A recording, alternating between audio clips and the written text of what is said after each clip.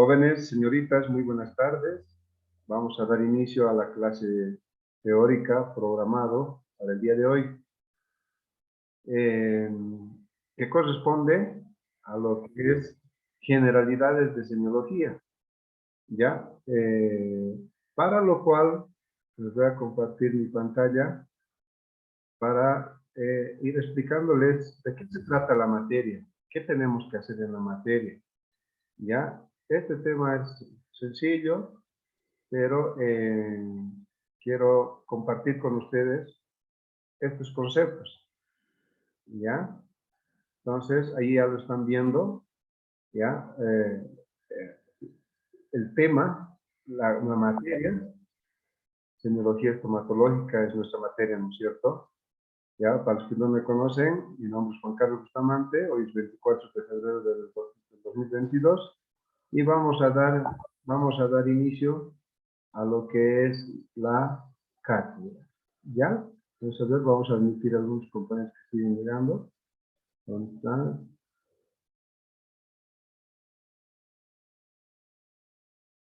Ya.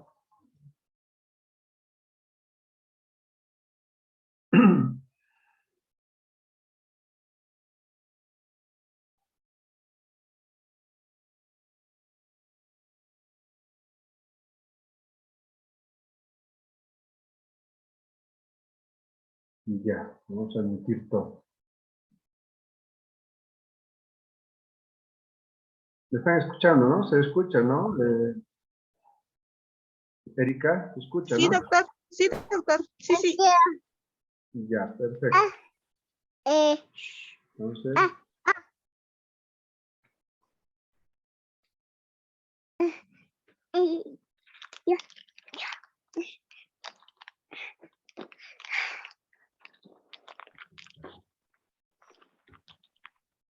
bien, jóvenes, vamos a dar un concepto, vamos a definir lo que es semiología para empezar. Ya, en las clases prácticas ya hemos dado orientación, cómo es, ¿no? De qué se trata. Se define a la semiología como una ciencia, como una rama de la medicina que estudia los signos y síntomas de las enfermedades de forma ordenada y científica.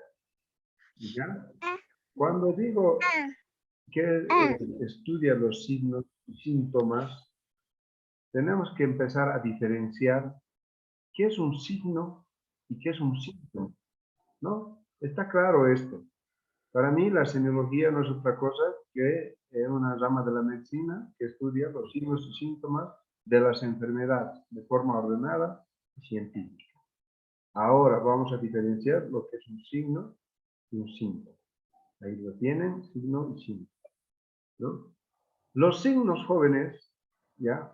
Son manifestaciones de una enfermedad, son manifestaciones patológicas, pero objetivas, ¿ya? Que son medibles, cuantificables, valorables y evidentes.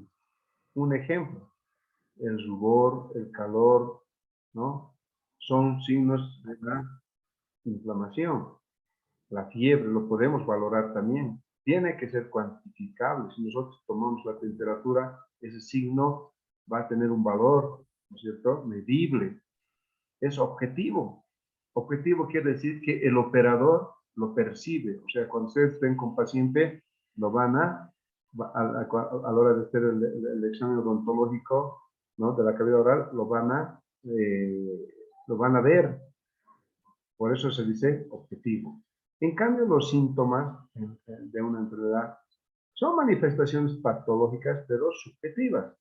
Aquí ha cambiado, ¿no ve? Aquí era objetivo, aquí es subjetivo, ¿no? Entonces, ¿qué quiere decir esta palabra, subjetivos?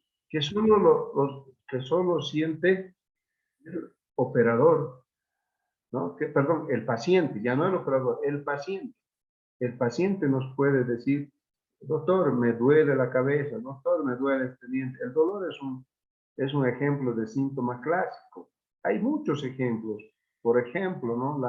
La dificultad masticatoria, los mareos, las náuseas, todo lo que el paciente nos cuente, refiera, lo que yo no puedo ver, ¿no? El paciente me va a decir. Por eso se dice que son manifestaciones patológicas subjetivas no valorables, porque yo no lo estoy viendo, es referido por el paciente, ¿no? El paciente me puede decir, tengo fiebre, ¿no?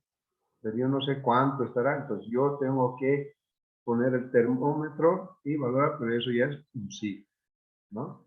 Entonces, todo lo que nos vaya a decir el paciente, lo que nosotros... Y un ejemplo clásico, aquí está el dolor, el prurito, ¿no? Es son zonas rojas, ¿ya? En el que aparecen en la piel, puede aparecer en la mucosa, ¿no? La sensibilidad, lo que el paciente siente, ¿no? A veces siente adormecimiento, siente calambres, o siente dolor al cepillarse. Tantas cosas nos puede contar el paciente, ¿no? Doctor, no puedo comer, sangra mis encías. Doctor, me duele mi diente. Doctor, cuando mastico me duele la articulación, me duele esta región, ¿no? Puede tener problemas de la TEM, por eso se llama dificultad masticatoria. ¿Ya? Entonces, el gusto tampoco, yo, doctor, no siento nada, como en el COVID ahora, ¿no? Doctor, no puedo leer. Entonces, esos, la anosmia, la eugusia, son, la anosmia es la pérdida de el olfato, ¿no es cierto? Eso yo no puedo saber si el paciente está con olfato o no está con olfato. Y en la pérdida de eugusia se dice, ¿no? Entonces, también es la pérdida del gusto. Entonces, yo no puedo saber, el paciente me va a explicar estas cosas, la dificultad masticatoria y la anorexia, ¿no? ¿Alguien sabe qué es anorexia, joven? La pérdida del apetito, ¿no? Entonces, así podemos ir enumerando en las enfermedades, separando cuál es signo, cuál es síntoma. ¿Se entiende la diferencia, verdad? ¿Están ahí, jóvenes? Ahora, todo ese conjunto de signos y síntomas se llama cuadro clínico o sintomatológico. ¿Ya? Todo lo que hemos percibido, lo que el paciente nos ha contado, lo vamos a definir como cuadro clínico o sintomatológico. Es el conjunto de signos y síntomas. Ambos términos son usados para describir un conjunto, todo lo extraído del relato del paciente, así como de su examen físico. Entonces nosotros al hacer el examen físico vamos a obtener información, vamos a anotar los signos, los síntomas y lo vamos a llamar cuadro sintomático.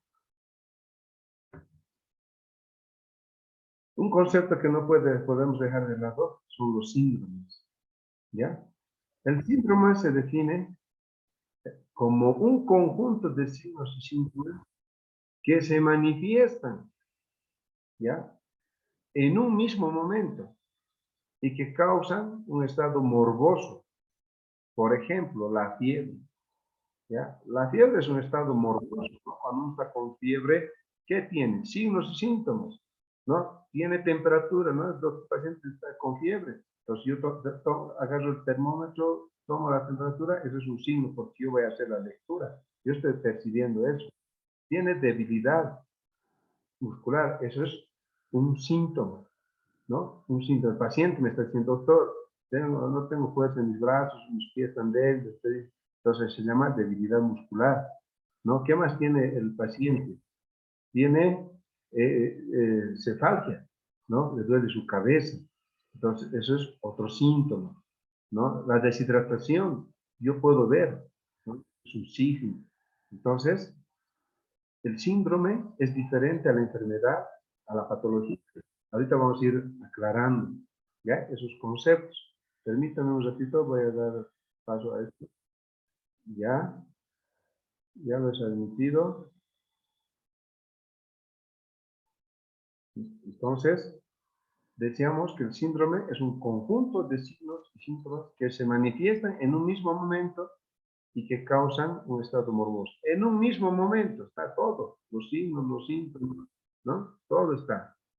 Ahí están viendo el síndrome de Sjögren. Este síndrome se caracteriza por la sequedad de todas las mucosas del cuerpo. ¿Ya? Es muy diferente a lo que es la serostomía. La serostomía, jóvenes, solamente van a escuchar, o boca seca llaman algunos autores, pero no es otra cosa que la disminución, ¿ya? En la secreción salival. Hay una disminución en la cantidad de secreción normal. Eso es serostomía, ¿no? Pero el síndrome de Sjögren ya es, como su nombre lo indica, ¿no? Es síndrome, conjunto de signos y síntomas, ¿no? En este caso es la sequedad de todas las mucosas del cuerpo, ¿no? Y aquí estamos frente a otro síndrome de seca boca, como es la serostomía, ¿no? Miren cómo cuando la serostomía es marcada, miren cómo se produce, ¿no? Miren estas zonas eritematosas, una sequedad se lastima, ¿no? Imagínense un paciente que use una prótesis removible parcial o total, con seguridad que va a tener lesiones en la mucosa, ¿no? Por la sequedad en la boca. Ahora, antes de entrar a la enfermedad y patología, debemos conocer el concepto de salud, ¿ya? Para la OMS, jóvenes, significa el completo bienestar físico, mental y social. No se refiere solamente a la ausencia de la enfermedad, ¿ya? Entonces, tiene que haber un equilibrio funcional entre lo físico, lo mental y lo social. Cuando decimos lo físico, nos referimos a lo biológico, ¿no? A la vida, las células, los tejidos, los órganos, etcétera, etcétera, ¿no? Entonces, lo mental es lo psíquico, ¿no? En otros aspectos está, ¿no? Es el bienestar biopsicosocial, ¿no? No dice físico, mental y social.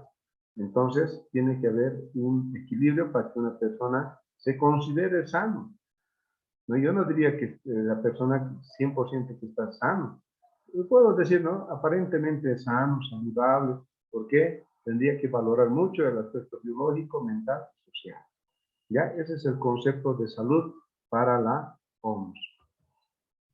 Lo contrario de salud viene siendo lo que es la enfermedad. ¿Ya? La enfermedad, jóvenes, ya es cuando se ha roto el equilibrio de salud entre lo biológico, lo social, ¿no? Y lo psíquico o lo mental.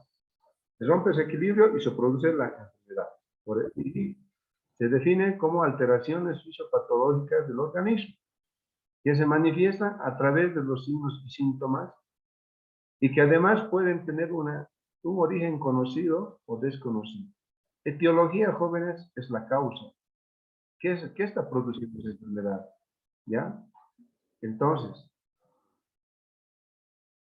un ratito, por favor. Entonces, miren, la enfermedad, toda enfermedad, jóvenes, o la mayoría por lo menos, se manifiesta a través de signos y síntomas. Y es el momento donde acudimos a un médico. Porque cuando no nos duele nada, no nos molesta, no vamos al médico, ¿no ve? Ahí lo dejamos. Entonces, siempre es bueno hacer un chequeo semestralmente o una vez al año por lo menos. Y en la boca, por lo menos 2 veces al año hay que ir al dentista, ¿no? Además puede tener origen conocido o desconocido. Por ejemplo, este es un cáncer bucal, oral, que no se sabe la causa, ¿no? Sino del cáncer en realidad no sabemos qué es lo que produce, qué es lo que ocasiona, qué microorganismo. Hay factores que condicionan, ¿no? Los factores son diferentes, ¿no? A las causas, al origen. No se van a confundir los factores ambientales, alimenticios, que contribuyen a que una persona haga cáncer, ¿no? Pero el origen no se sabe, ¿no? Y el día que se sepa ya va a haber cura para el cáncer, ¿no ve? Entonces, eso es concepto. Y una enfermedad de origen conocido podríamos nombrar tal vez la tuberculosis con el bacilo de Koch, ¿no? Las gastritis con el Helicobacter pylori. Entonces, esos podemos tratar, ¿no ve? Por ejemplo, antibióticos, etcétera, etcétera. Es enfermedad de origen o de etiología conocida. Pero lo desconocido, no. Otra enfermedad de origen desconocido sería, por ejemplo, lupus eritematoso, ¿no? El lupus no se sabe tampoco su causa, ¿no? Entonces solamente están prescritos con corticoides y el lupus no tiene etiología conocida. Y así podríamos encontrar otras enfermedades, ¿ya? Otras enfermedades de origen conocido y desconocido, ¿ya? Vamos a pasar. a lo que es patología. La patología, miren cómo los conceptos estamos aclarando, ¿no? Para que ya no tengan esa duda de síndrome, salud, enfermedad, patología. La patología nos dice que estudia la etiopatogenia de las enfermedades. ¿Qué quiere decir esta etiopatogenia? Sus formas clínicas, el cuadro histopatológico, su pronóstico, su terapéutica, es decir, toda la enfermedad, ¿no? La patología ya encierra todo, lo histopatológico, el pronóstico, su terapéutico, o sea, su tratamiento, ¿no? Es decir, toda la enfermedad. Se considera también a la patología como el estudio y el conocimiento de la enfermedad, ¿no? Aquí estamos viendo, miren en la imagen, estos son los famosos dientes de Hutchinson, ¿no? Que se parece a un basilito, como del Chavo del Ocho, ¿no?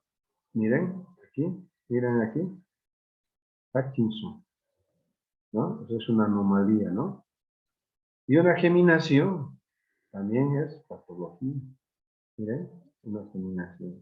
Hay una fusión en la parte coronal entre los dos incisivos, ¿no? Eso vamos a ir ya en la clínica, en las prácticas vamos a ir hablando en examen odontológico de clases.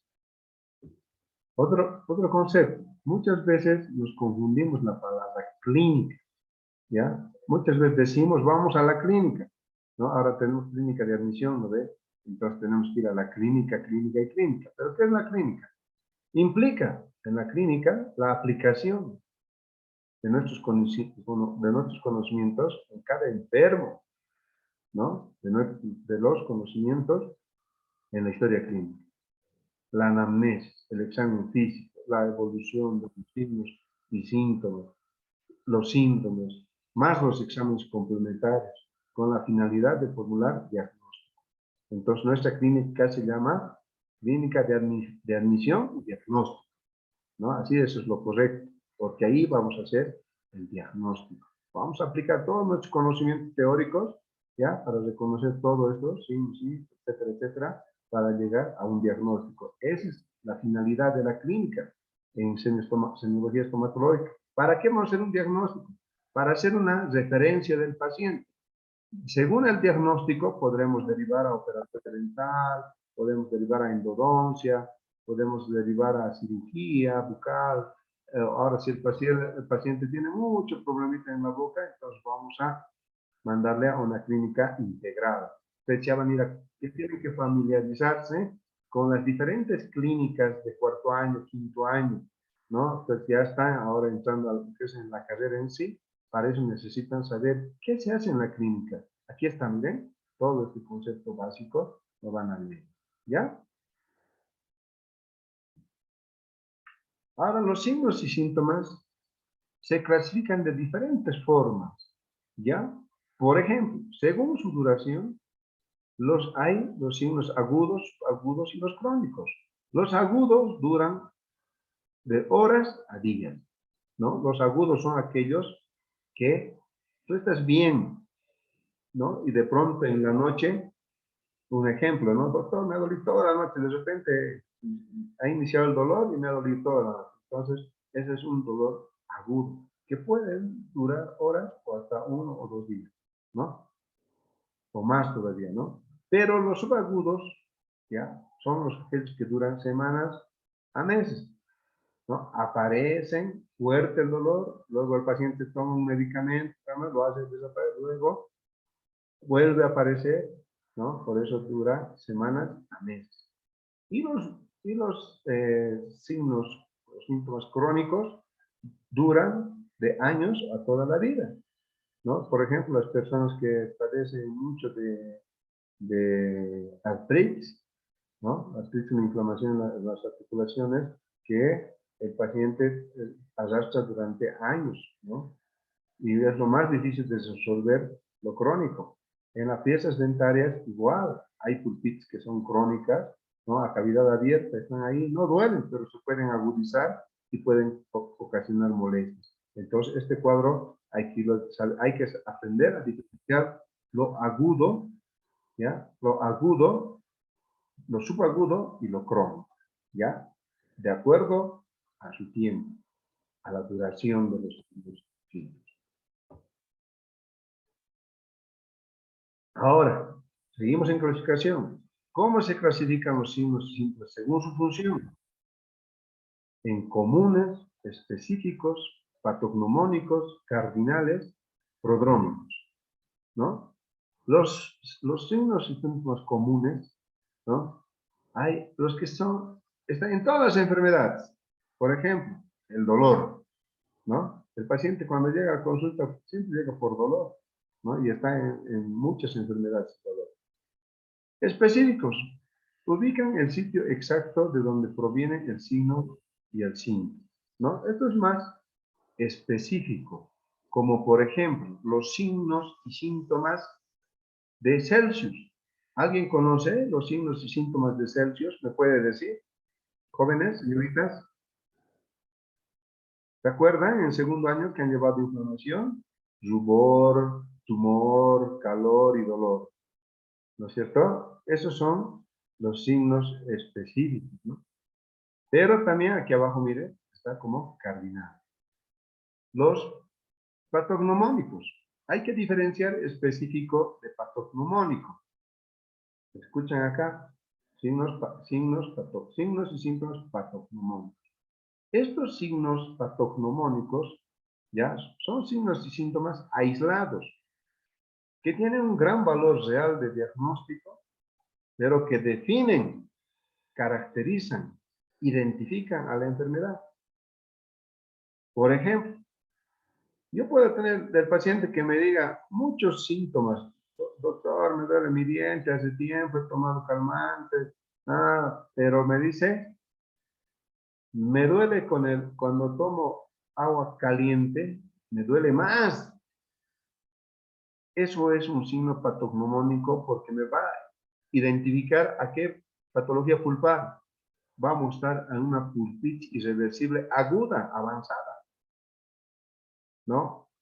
Entonces, yo con ese dato que el paciente me ha dicho, doctor, cuando tomo mi té caliente, peor me hace, pero en cambio el frío me ha calmado. Entonces, yo ya puedo dar un diagnóstico, por lo menos de presunción, un diagnóstico de presuntivo, ¿no? Entonces, los signos patognomónicos hacen eso. Tienen gran valor real de diagnóstico. Identifican, con tan solo ese dato del paciente que te dice, puede identificarse o darse el diagnóstico.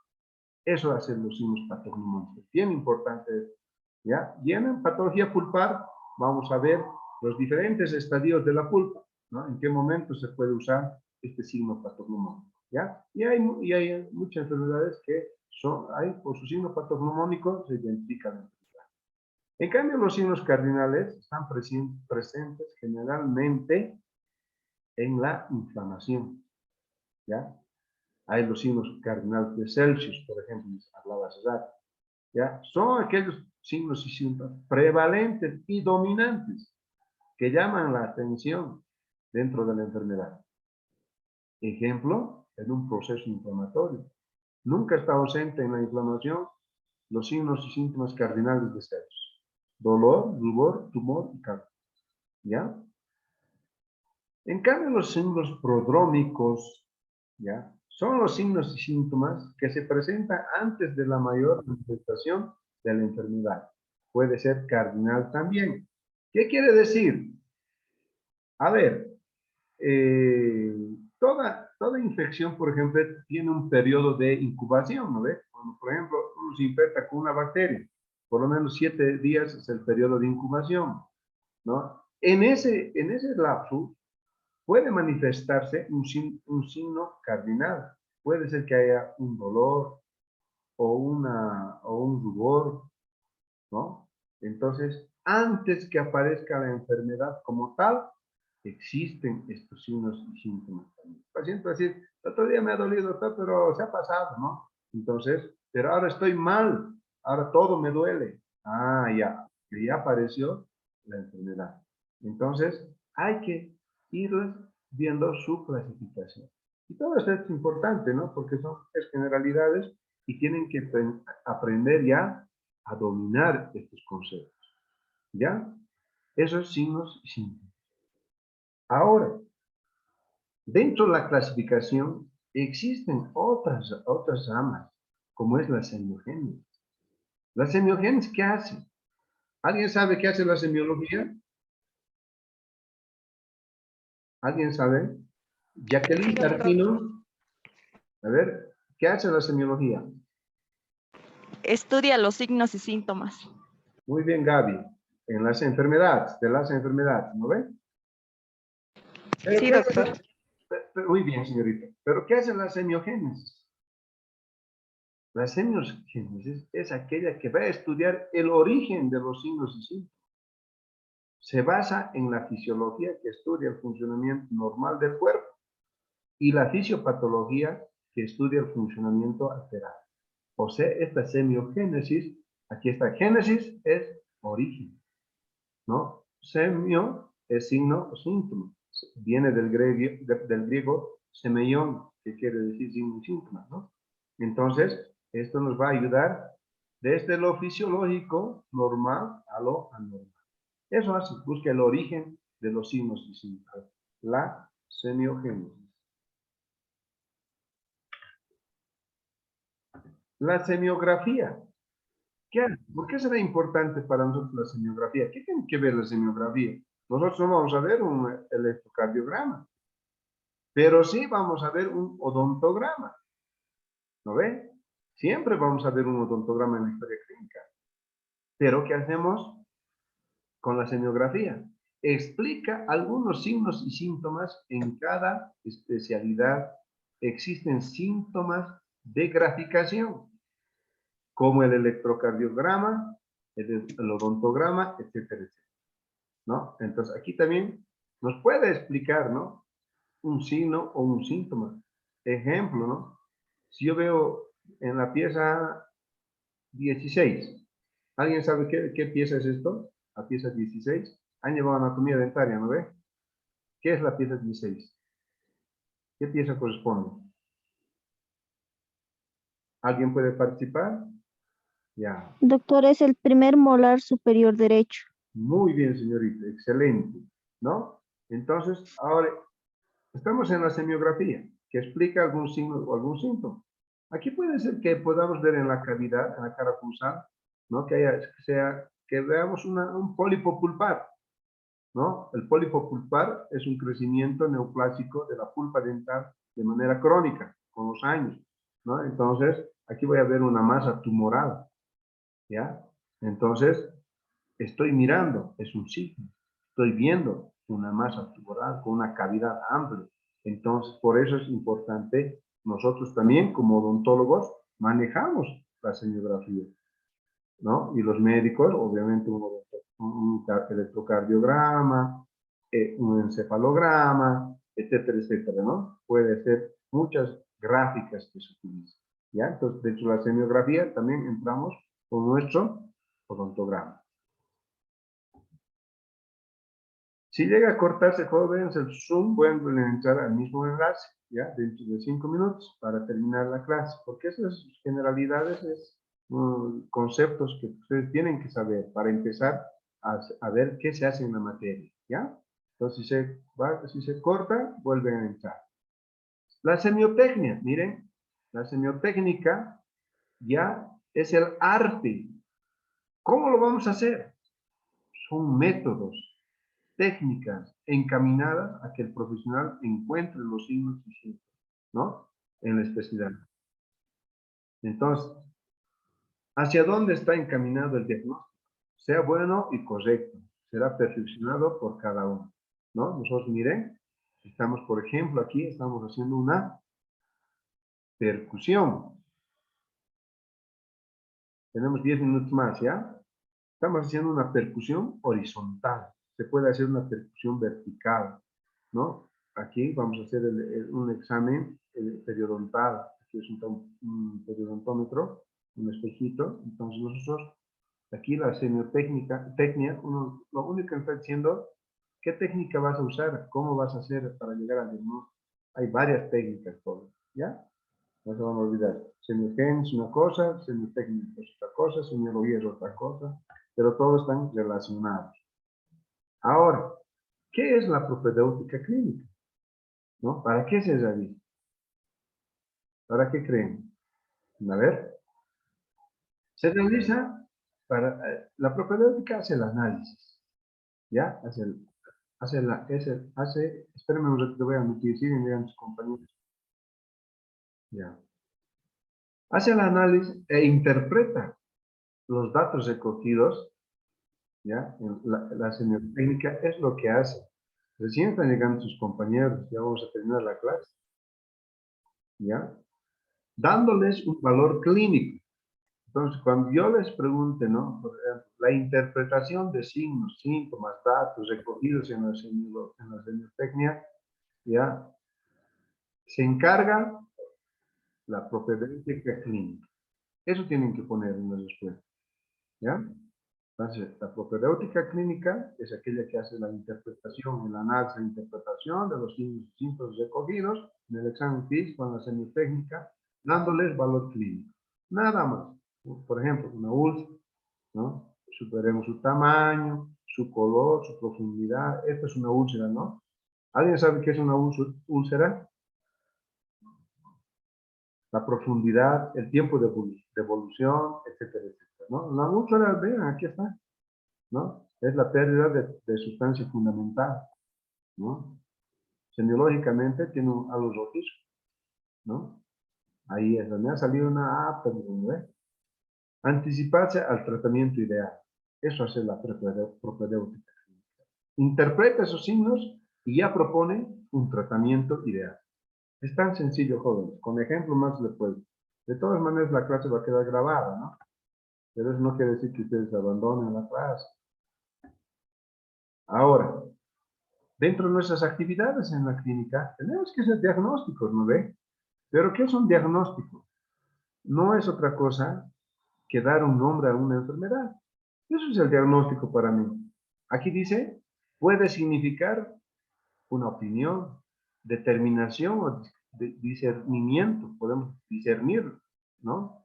El diagnóstico que dispone de todos los datos obtenidos de la anamnesis, de los datos, perdón, en la observación minuciosa, ¿no? Y razonada que permitan al estomatólogo emitir una opinión acerca de la enfermedad. En otras palabras, cuando les preguntan, ¿qué es un diagnóstico, doctor? Simplemente es darle un nombre a la enfermedad. Pero para dar ese nombre a la enfermedad, tú tienes que interpretar los signos y síntomas, interpretar los laboratorios, ya sea un hemograma sanguíneo, ¿no? Un hemograma completo. Puede ser una glicemia, puede ser tiempo de coagulación, tiempo de sangría, puede ser, ¿no? Por ejemplo, esto es una radiografía panorámica, ¿no? Tenemos que interpretar. Para eso vamos a solicitar, mira, aquí es molar impactado, ¿no? Entonces tenemos que interpretar y dar un diagnóstico. Vamos a dar el nombre a la enfermedad. ¿Ya? Pues no se van a olvidar. Los tipos de diagnósticos. Hay diferentes tipos de diagnóstico. Puede ser presuntivo, diferencial, diagnóstico final o de certeza. El diagnóstico presuntivo se basa en los datos obtenidos en la anamnesis, en los exámenes físicos directos e indirectos, por los que es aquel que el estomatólogo considera posible. Yo al hacer la anamnesis, desde la afiliación ya puedo dar, tengo que empezar a recabar información para presumir la enfermedad, para presumir el diagnóstico, perdón, ¿no? Entonces, todo me sirve, el examen físico, correcto, me va a llevar, conforme vaya avanzando con el paciente, voy a ir metiendo más datos, ¿no? A mi cabecita y voy a poder decir, puede ser que se trate de una pulpitis reversible o puede ser que se trate de una pulpitis irreversible, ¿no? Entonces ya vamos a ir aprendiendo eso en patología.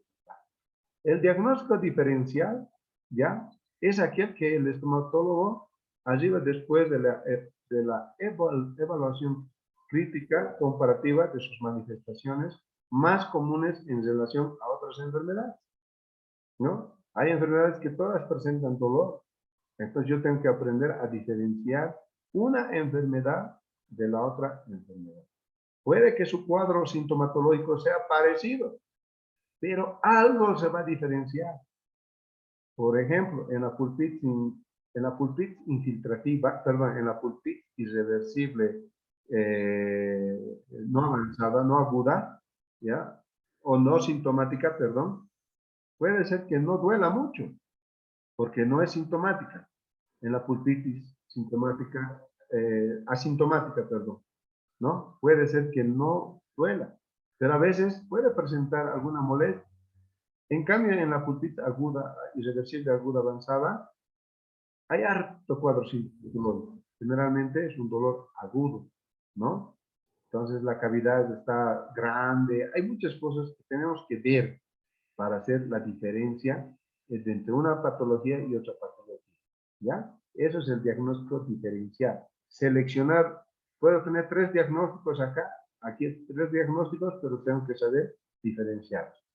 Y el diagnóstico final, o de certeza se llama, es aquel que yo voy a decir después que he interpretado los laboratorios, he confirmado con una radiografía, con un hemograma, etcétera, etcétera, yo voy a decir si se trata de una pulpitis irreversible aguda o sintomática, ¿no? Entonces, dependiendo de la enfermedad. Pero en la certeza ya no tengo que fallar, ¿no? Porque el diagnóstico final o de certeza me va a llevar a un buen tratamiento. Si yo hago un buen diagnóstico, puedo dar un buen tratamiento. Si hago un mal diagnóstico, voy a dar un mal tratamiento. ¿Ya?